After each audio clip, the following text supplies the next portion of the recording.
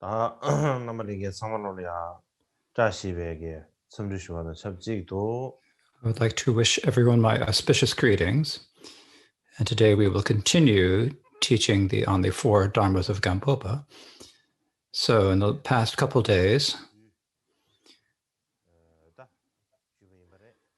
I've spoke about how dharma becomes the dharma. In particular, there's the meditation on death and impermanence. The second is the meditation on karma, cause and effect. And the third, and so I've spoken about those as I see them in brief.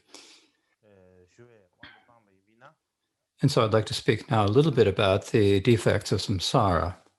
So generally, when we talk about meditating upon the faults of samsara, this is a practice for the middling type of individual. But here, when we're saying the Dharma becoming the Dharma, and we're primarily talking about the practice of the lesser type of individual, so why are we trying to cram this one in at that same time? So when we think about the way things are done in the teachings and done in the teachings in general, the order of the four dharmas follows the progression of the lesser, middling, and greater individuals. But when we emphasize the interests of individual students, there are ways, even in the context of the first dharma, to combine it with the practices of the two or three types of individuals, and to teach individual ways for the dharma to become the dharma for individuals. So within this text that we're speaking about today, not only is the order a little bit different, but also in other texts by Gampopa, he speaks about how the Dharma becoming the Dharma can be the worldly way of Dharma becoming the Dharma, or the way of becomes the Dharma of Nirvana. So he spoke about it in these two different ways.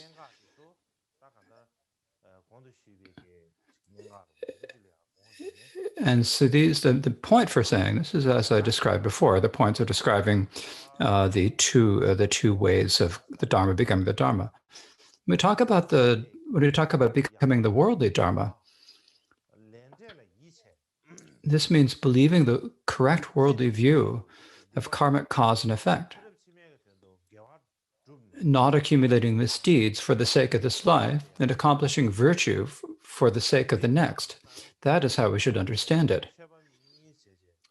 So it's just as in the particular teaching, the Gloria Sakya, the four partings from attachment, where it says, if you are attached to this life, you are not a practitioner. So being a practitioner, that means someone who practices the Dharma. Means that at very least you have the aim of practicing Dharma with an aim toward the next life and beyond. And so that's how we should understand it. And someone who has that broader view and broader aim is what we call a Dharma practitioner. In addition to that, if you have the wish to seek freedom or the wish to be liberated from samsara, that is just piling good upon more good. And so thus saying the Dharma becomes the Dharma, practicing the Dharma for the sake of future lives mean the same thing. So to sum it up, no matter how much Dharma you practice, if your aim is only for the sake of this life, that is not actual Dharma practice.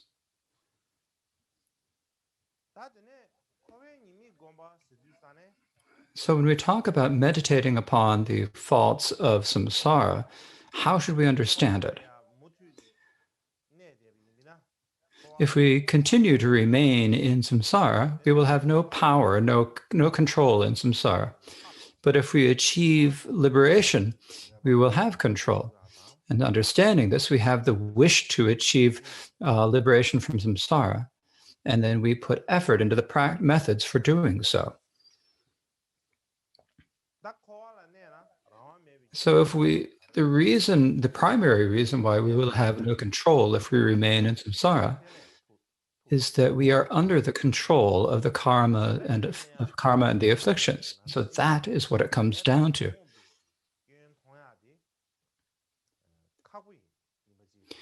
But it is difficult for us to immediately see the faults of karma and the afflictions. It's not easy to see that.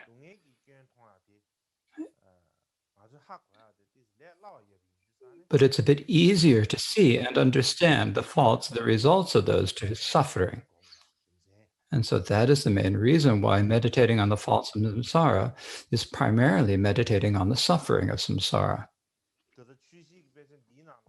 So in this text on the four dharmas, I have already read the passage on how to meditate on the faults of samsara one time yesterday, but I'll read it again. So as the text, the four dharmas in brief reads, the best is the human and God realms, but even there is the suffering of birth, aging, death, looking for what you lack, protecting what you have, crossing paths with hostile enemies, and losing loving friends.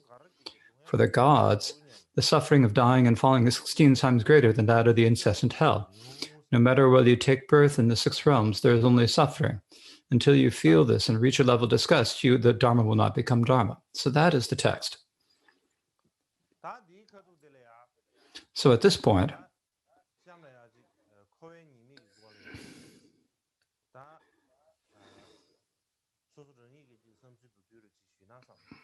I thought I would explain some of my own opinions about the faults of samsara.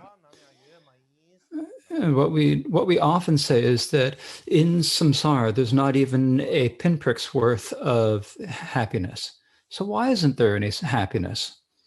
Many people don't understand this. Many people think, oh, everything's fine for me now. I don't have any suffering. And if I could even achieve, if I could be reborn in the heavens, the gods, then that would be great, wouldn't it? So why are we saying that there's nothing but suffering? You think that this is like kind of a strange or kind of crazy to say this. But when you talk about suffering usually, and how do we usually understand suffering? It's like when we're not physically feeling good, when we're physically not feeling good, such as when we have a stomach ache or when we're sad in our minds. But basically what we mean is the experience, the sensations we experience in our body or mind that are unpleasant. And that's what we mean. But among the 3 types of suffering we speak about, this is the suffering of suffering, only the suffering of suffering. And so if we only understand suffering as being that, then we have too limited an understanding of it, or too narrow understanding. When we talk about samsara being suffering, then the suffering is even more subtle than that, even more deeper than that, and also vaster. And if we go a little bit more subtle than the suffering of suffering, then we get to the suffering of change. And the suffering of change, there are many ways to identify it, but if we think about it in terms of experience in this life, in any time in our daily lives, suffering could happen at any point. There are many adversities that can happen to us. For example, we could get sick at any time. We could lose our jobs at any time. We could lose our investments at the same time. We could be separated from our parents and our brothers and sisters at any times. Our friends and our lovers are willing to leave us could leave us at any time. And so when we think about this in the way, even if we worry about this might happen, so we often worry about this. And at the same time, there are the natural disasters, war and conflict and so forth. And like last year, there was the coronavirus epidemic. And this is a situation where we had nothing to do and we had no idea what we should do. And these situations could happen at any time. And in particular, there is one hidden situation that could happen to us at any time. And what that situation is we could die at any time. And when we die, then we'll be separated from everything in this lifetime. And then we're separated from that all, then that is suffering. So for that reason, in our lifetimes, we have many situations where we have no control, and we have many situations where we have nothing to do. And our life is filled with these situations. But often they just aren't evident to us right now. But if we are actually to think about it carefully and relax and let ourselves think about it, then then we would see that, always thinking that we need to save money, or that we need to take care of our body, or that we need to make good connections with people and always do things to mollify them. We would see that there's really not much reason to doing any of that. If this lifetime was always just right and always excellent as we wished it to be,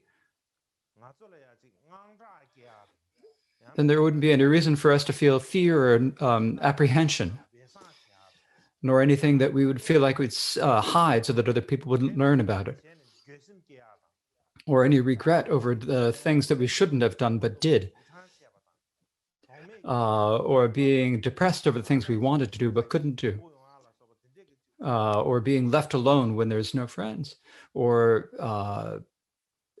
various other feelings that happen. There would be no reason for feeling them at all. Now, the third type of suffering is a suffering of formation. This is even more subtle or even deeper than the suffering of change. This sort of suffering is something that we cannot feel with our senses. We don't know about it. And it's not just a circumstance an unprecedented circumstances. It's just the suffering of the essence or the nature. For example, to give an example, if someone was put in prison,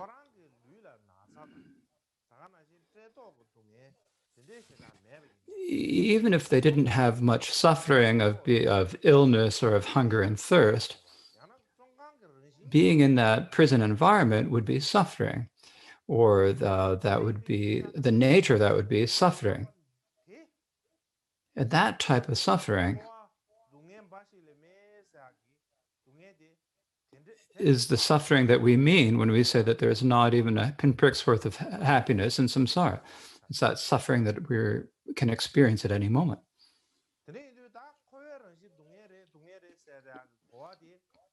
It's the way we should understand it when we say that the nature of samsara is suffering.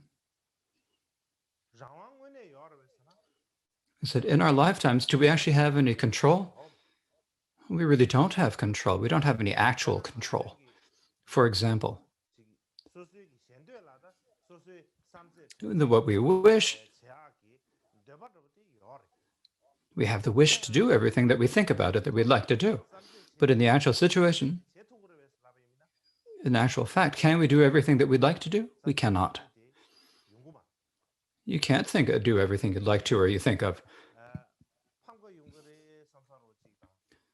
We always think we're going to lose something, or we're going to miss an opportunity, or that someone is going to leave us, or that people are going to, we always have these worries about this. We always feel like we need to mollify or make other people happy.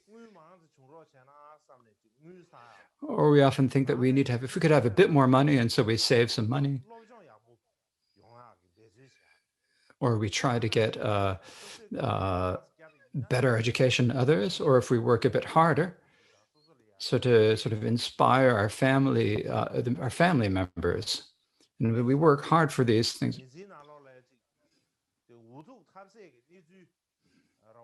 Likewise, in our lifetime, there are many situations where we just run out of things to do. For example,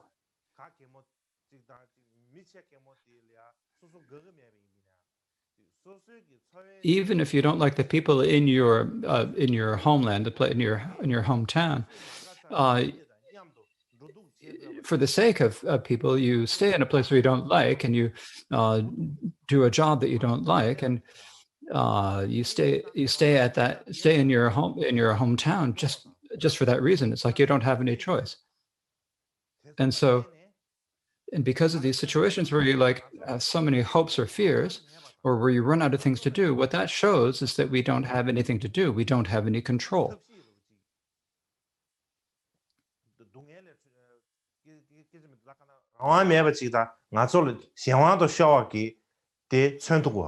It's like we don't have anything we can do to get out of the suffering. And so, because it's such situations, the situation is like that. And so for that reason, is actually very similar to being thrown in prison. What's different is that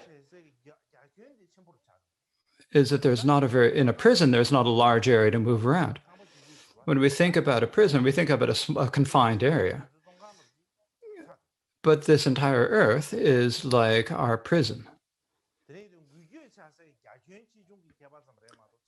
So other than the difference than how much space we have to move around, it's actually the same as a prison. So we're all like prisoners. There are a lot of rules about what it's okay to do and what it's not okay to do. There's always like people are always evaluation of our behavior, saying if you're going to be a good person, behave like that. If you're a bad person, you think doing that. They're also like always paying attention to the way people say us. We always evaluate ourselves against that. Likewise, they're the aims for what we want to do, and the activities that we need to do, and there are many situations that we get together and then we wait for them. And so for that reason, we can't just take a day off every day and enjoy ourselves. We have to do a lot of work, and we have to do a lot of study. And if we have some helper, some companion, then we get married. And if you get married, but then a few years later,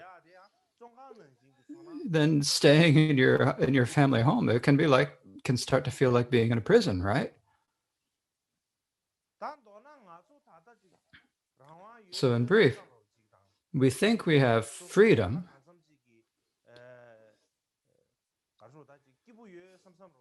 We think that we're pretty well off. But this is because we are unable to. It means like we don't have such a high level that we're aiming for, or because there's a certain situation that we've been able to grow used to. And because of that, we think that we have control, but actually, in fact, we do not have any freedom or control. We are under something else's control. And so that's samsara. And so what's the reason why we need to cycle in samsara? Is there any way, we have no choice but to be stuck in samsara? Is there any way we can, not only do we have no other way, but who's evaluating, who's judging us, under whose control are we in?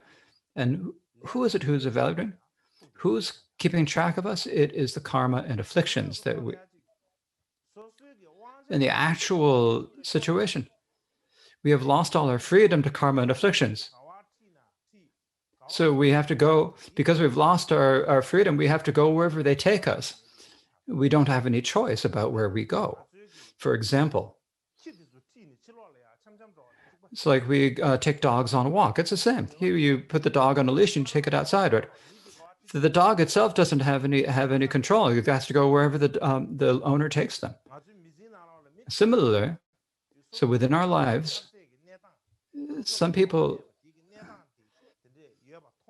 see that they have a situation where they have nothing to do and they have no control. And when they see that, and they're unable to accept this when it happens. And so some people start drinking, and some people smoke, or even worse, they take drugs. And they do various things in order to be able to relax.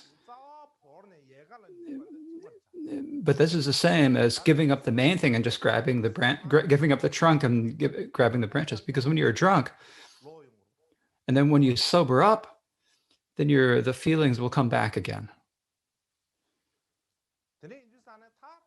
And so for that reason, what's the real thing we can do to free ourselves from suffering, to free ourselves from samsara? How can we actually gain freedom? It's to do what we can to free ourselves from samsara. So freeing ourselves from samsara, is samsara a place? It's not a place. For example, even if we were to leave this earth and fly into space, it wouldn't change anything. We'd still have no freedom. The situation would be the same. It's not that that samsara happens because there's a problem with the place where we are.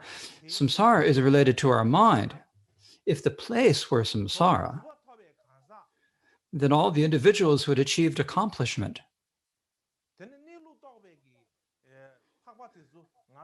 the nobles who had realized the true nature of things, wouldn't remain on earth with us, would they? In brief, samsara is inside our own minds, and the person who's in control of it, and the person who keeps us there, are the karma and afflictions. And so we need to understand. We need to understand from all perspectives what is suffering. We need to understand it from a deep and profound level. This is important to understand.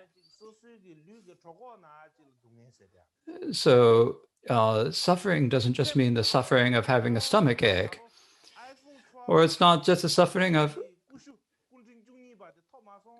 oh, this year I didn't get an iPhone 12 and then being disappointed over that. If you think that is suffering, that's not right.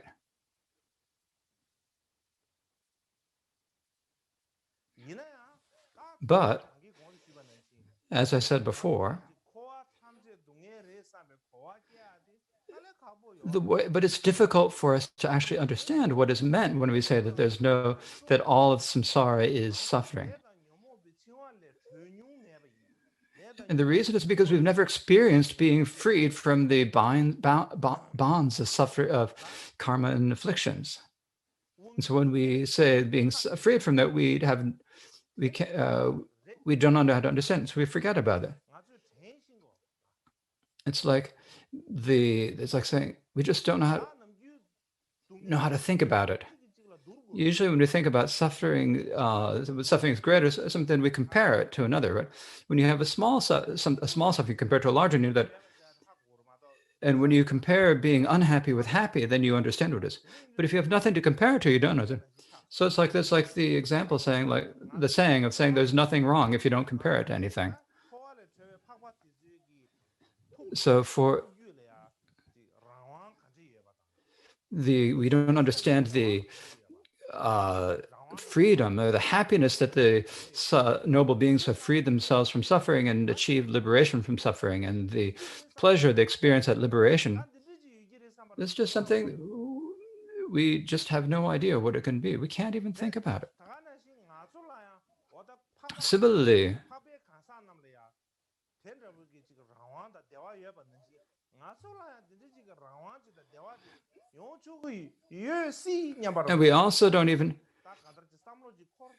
and we aren't even able to think or understand that we could have that same control and pleasure of being freed from suffering, like those like those noble individuals.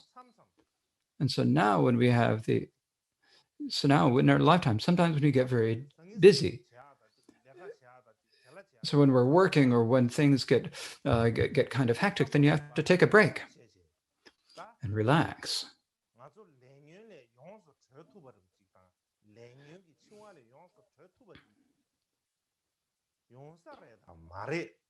Just like, can we be able to liberate ourselves from suffering or not? Do we have to go someplace else or not? We have to look at that. Say, can we go or not? And so does this depend upon going to a different place, to a different place? We think if we get to, the realm of Sukhavati, then we'll achieve happiness. If we go someplace else, then we'll get happiness. Is that how it is? Does it depend on whether or not you can get to some other place? It doesn't depend on whether you go someplace else. If it depended upon going to another place, then all the individuals who've achieved liberation, all of the individuals in India and Tibet who had achieved accomplishment would have already gone to Sukhavati. The main point comes down to your mind.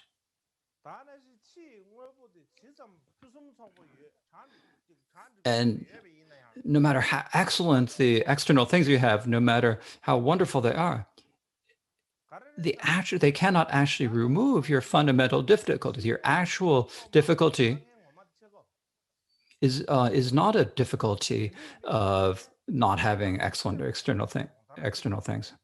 And so for that reason, you need to train your mind and improve your mind. Then only then can you actually dispel your actual difficulties. So limiting your difficulty means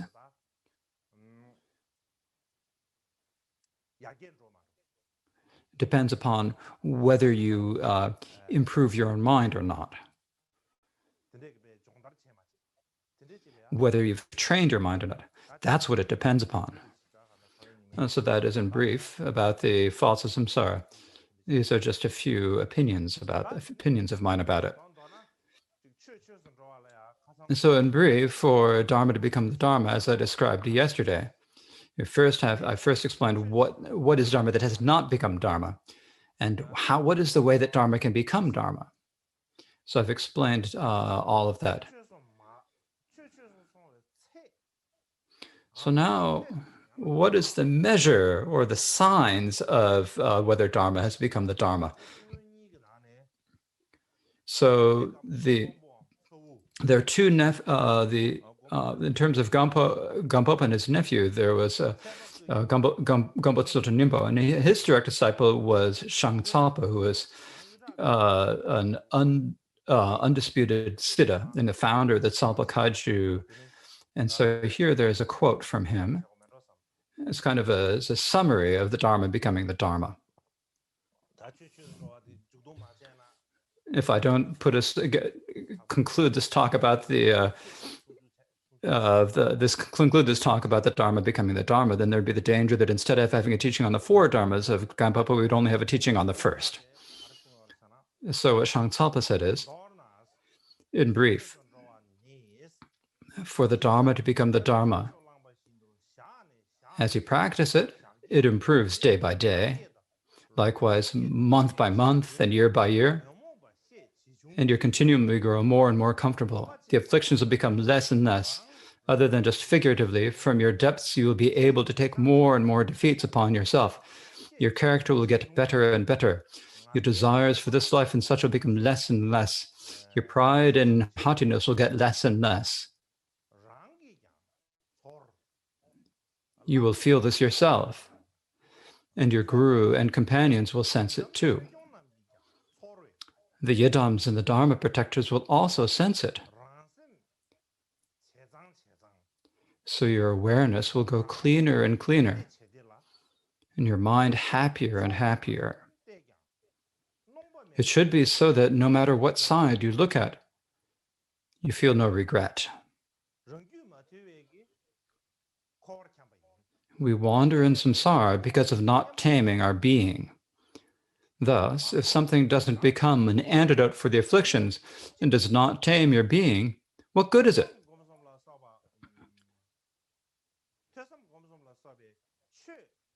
What has it helped to practice Dharma by listening, contemplating, and meditating, and so forth? From your heart, you need to implant this in your mind.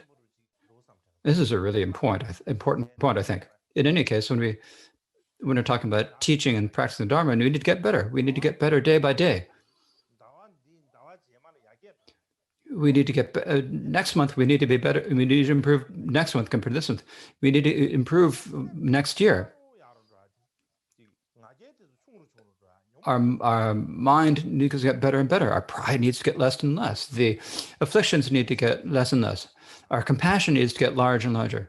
Our pure perception needs to grow stronger and stronger. And we need to look and say, is this happening? It's not that you just sort of look into it. You have to know it for yourself, actually. So you'll know this for yourself, and then your guru and your friends also see this. Not only that, but also all the yidams and dharma practitioners who are in the realm of wisdom will see it, and they'll know it. So that's what needs to happen. Otherwise, if you spend years or months practice, if you don't improve at all, if you don't improve at all, then that's a sign that there's a problem, that you don't know how to practice the Dharma. There's something's happened.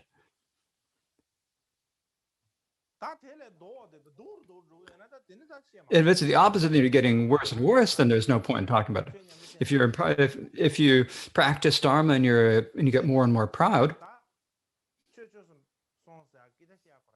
there's not even any discussion about whether the Dharma is becoming the Dharma. If the afflictions are getting stronger and stronger, and then you're finished. Then forget about being a Dharma practitioner. That's how it is.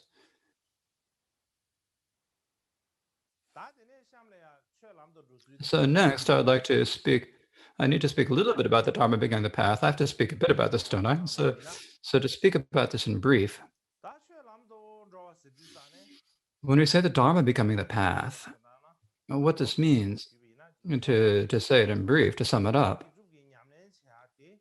is that our practice of giving up misdeeds and practicing a virtue should not only be for the sake of the next lifetime. Instead, it should be for a way to achieve this, the state of any of the three vehicles. That is what we should understand it as. So Drikung Kyopa said,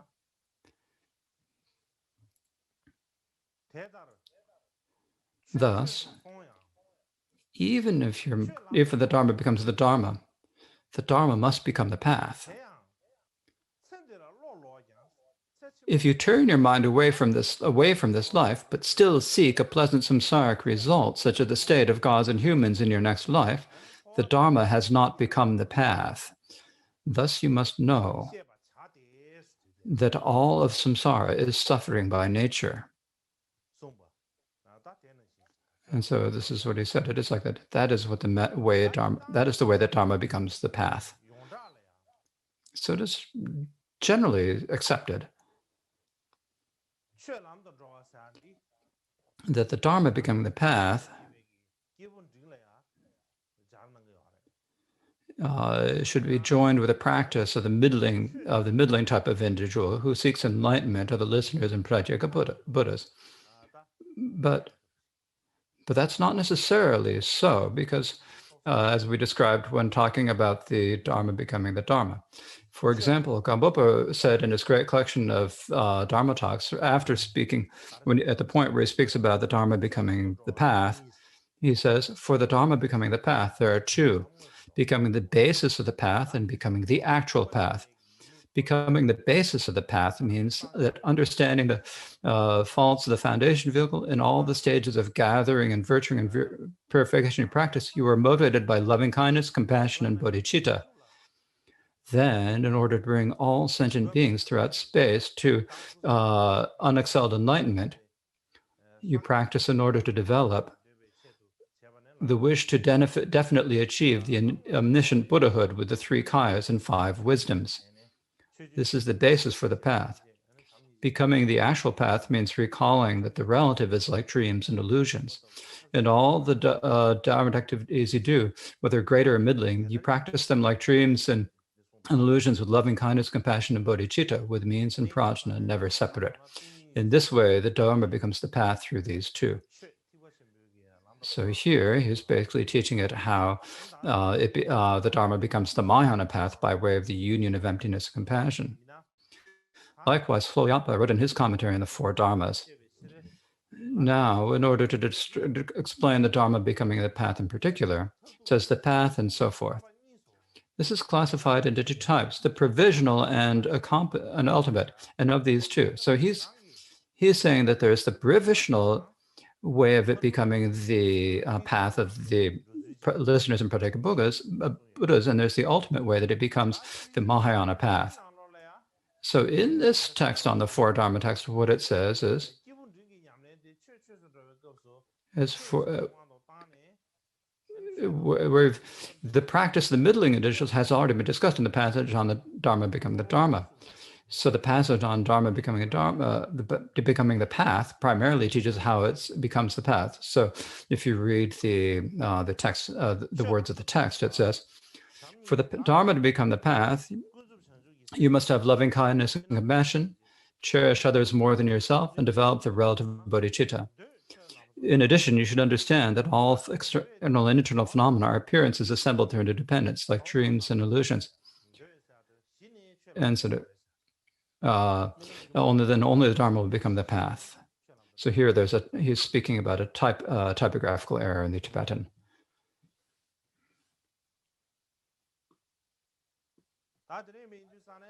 So at this point,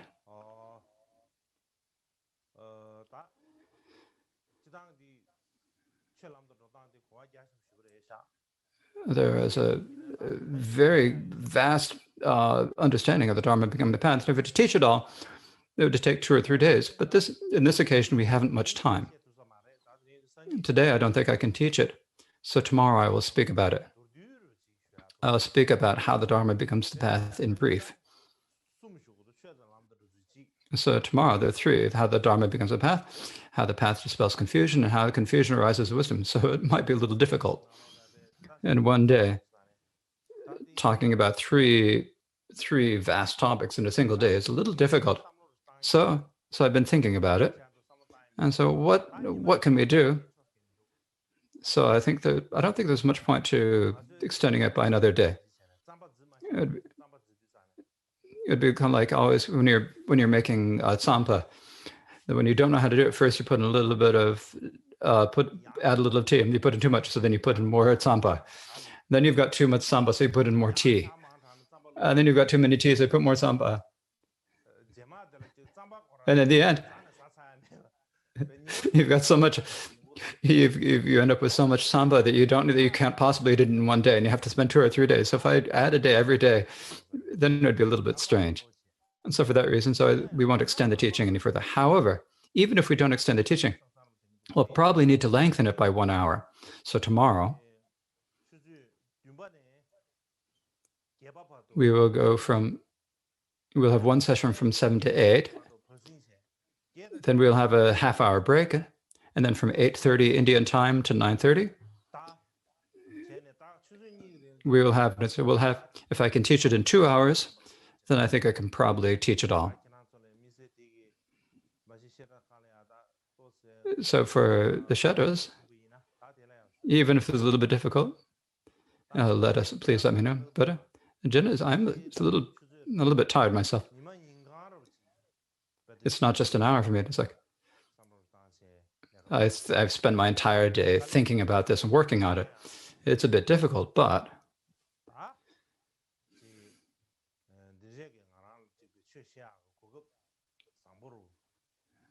I feel that I have such a wonderful opportunity to teach the Dharma that I think actually I'm really fortunate. And so thinking that way, I'd, give myself a little bit of enthusiasm and do the practice. And so please, all of you, keep this in mind. So thank you. So today, I have to take a little bit of a break and relax a bit. Otherwise, we'll get start feeling a little under the weather.